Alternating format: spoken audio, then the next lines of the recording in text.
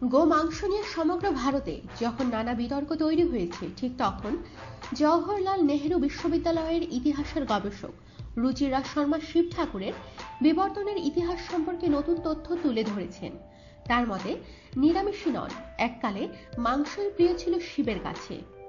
শিব যে মাংসাশী ছিলেন তার উৎস সন্ধানে গবেষিকা তুলে এনেছেন পৌরাণিক এক কাহিনী। কথিত আছে, এক শিব ভক্তকে স্বয়ং মহাদেব দেখা দিয়েছিলেন, কিন্তু এক অতিথির ছদ্মবেশে। ওই ভক্তের বাড়ি শিব এসেছিলেন একটি মৃত বাছুরকে নিয়ে। ভক্তকে তিনি তা রান্না করতে বলেন। অতিথিকে তুষ্ট করতে ভক্তও তা করেন। কিন্তু এই কথা জানাজানি হতে গ্রামের ব্রাহ্মণদের রোষের মুখে পড়েন ওই ভক্ত।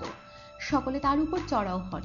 শেষমেশ পালিয়ে বাঁচেন তিনি। ওই ভক্ত ও তার অতিথির পলায়নের সঙ্গে সঙ্গে গ্রাম থেকে সব শিবলিঙ্গ উধাও হয়ে যায়। গ্রামে নেমে আসে বিপর্যয়। ব্রাহ্মণরা তাদের ভুল বুঝতে পেরে ফিরিয়ে আনেন ওই ভক্তকে। আবার গ্রামে ফিরে আসে শিবলিঙ্গ ও সমৃদ্ধি।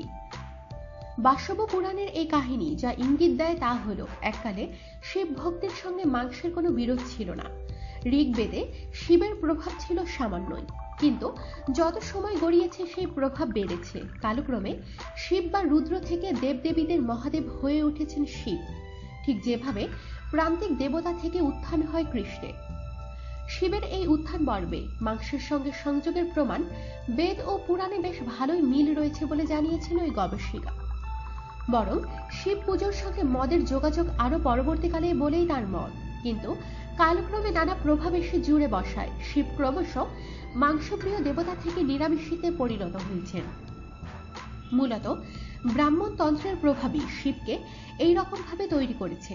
তবে বিভিন্ন সময়ের প্রভাব থাকা সত্ত্বেও তামিল সাহিত্যে শিবের এই মাংসপ্রিয়তা কখনো উপেক্ষিত হয়নি। গবেষিকার দাবি, একজন শিব ভক্ত হিসেবে মুখ্যমন্ত্রী আদিত্যনাথ নিশ্চিত তা জানবেন। এই বিবর্তনের কথা মাথায় না রেখে শিব পুজোয় মাংস বিক্রি বন্ধকে আইরনি বলে অভিহিত করেছেন ওই গবেষিকা। আমাদের সাথেই থাকুন, সাবস্ক্রাইব করুন।